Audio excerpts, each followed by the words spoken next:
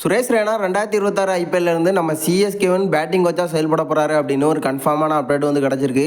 இந்த அப்டேட்டை யார் கொடுத்துருக்காங்க, என்ன காரணமாக இவரை நம்ம சிஎஸ்கே எடுத்துகிட்டு வர போகிறாங்க, இவரை எடுத்துகிட்டு வர்றதுக்கான வாய்ப்புகள் எவ்வளோ இருக்குது, அப்போ இவர் வந்தால் நம்ம மைக்கேல் கசி என்ன பண்ண போகிறாரு, இதை பற்றின ஒரு ஃபுல் டீட்டெயிலை பற்றியும் நம்ம டெவால் பிரேவிஸ் சிஎஸ்கேன்னு ஒரு மிகப்பெரிய ஃபினிஷராக வந்து இருக்க போகிறாரு. இதுக்கான காரணம் என்ன, இப்போதைக்கு நம்ம சிஎஸ்கே இவரை வந்து எப்படி ரெடி பண்ணிட்டு இருக்காங்க, இப்போதைக்கு இவரோட பர்ஃபார்மன்ஸ் நம்ம சிஎஸ்கேக்கு எப்படி இருந்திருக்கு அப்படிங்கிறதையும் இந்த வீடியோவில் பார்த்துடலாம்.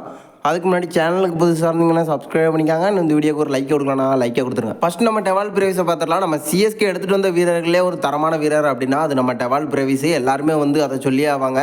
இப்போதைக்கு இவரோட பர்ஃபார்மன்ஸ் நம்ம சிஎஸ்கேக்கு ஒரு மிகப்பெரிய ப்ளஸ்ஸாக வந்து இருந்துட்டு இருக்கு. இவரை எடுத்துகிட்டு வந்ததுமே மிடில் ஆர்டரில் கொண்டு வந்து நம்ம சிஎஸ்கேவில் இருக்கக்கூடிய மிடில் ஆர்டர் பிரச்சனையை பார்க்க வைப்பாங்க அப்படின்னு தான் எல்லாருமே வந்து நினச்சிட்டு இருந்தோம். பட் நம்ம சிஎஸ்கே வேறு லெவல் பிளான் வந்து பண்ணியிருக்காங்க.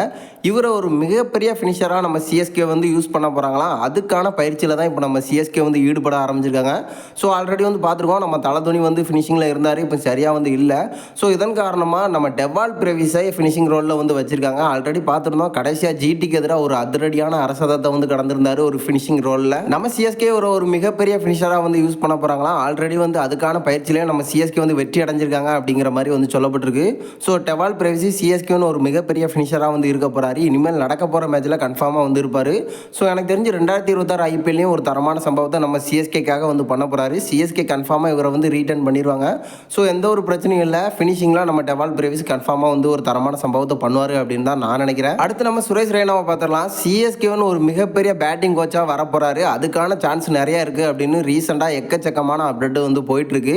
இதுக்கான காரணம் என்ன அப்படின்னு பார்த்தீங்கன்னா, நம்ம சிஎஸ்கே ஜிடி மோதின மேட்ச் தான். நம்ம சிஎஸ்கே அதில் அதிக ரன் வித்தியாசத்தில் வந்து மாசாக வின் பண்ணியிருந்தாங்க. ஸோ அதில் தான் கமெண்ட்ரி பண்ணியிருந்தாரு நம்ம சுரேஷ் ரெய்னா. ஒரு பக்கம் நம்ம சுரேஷ் ரெய்னா, மறுபக்கம் பார்த்தீங்கன்னா ஆகாஷ் சோப்ரா வந்து பண்ணியிருந்தாங்க. கிட்டத்தட்ட அதில் தான் ஒரு அப்டேட்டாக நம்ம சுரேஷ் ரெய்னாவை வந்து கொடுத்துருந்தாரு. 2026 ஐபிஎல்ல நம்ம சிஎஸ்கேவோட பேட்டிங் வச்சில் ஒரு மிகப்பெரிய மாற்றம் வரப்போகுது அப்படிங்கிற மாதிரி வந்து சொல்லியிருந்தாரு. மறுபக்கம் இருந்தால் நம்ம ஆகாஷ் சோப்ரா என்ன சொல்லியிருந்தாரு அப்படின்னா, ஒரு புதிய பயிற்சியாளர் வந்து வரப்போறாரு.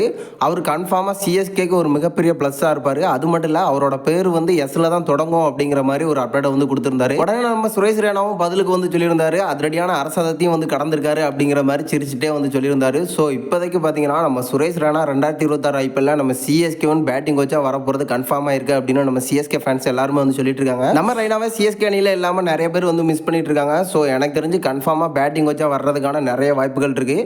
அப்படி வந்தால் பேட்டிங்கில் எந்த ஒரு பிரச்சனையும் இல்லாமல் வந்து பார்த்துப்பாரு. ஏன்னா அதிரடியாக ஆடக்கூடியவர். ஸோ எனக்கு தெரிஞ்சு பேட்டிங் கோச்சாக வர்றதுக்கான நிறைய வாய்ப்புகள் இருக்குது. அப்படி வந்தால் ஒரு தரமான சம்பவத்தை சிஎஸ்கே பண்ணுவாங்க அப்படிங்கிறதுல எந்த ஒரு மாற்றம் இல்லை.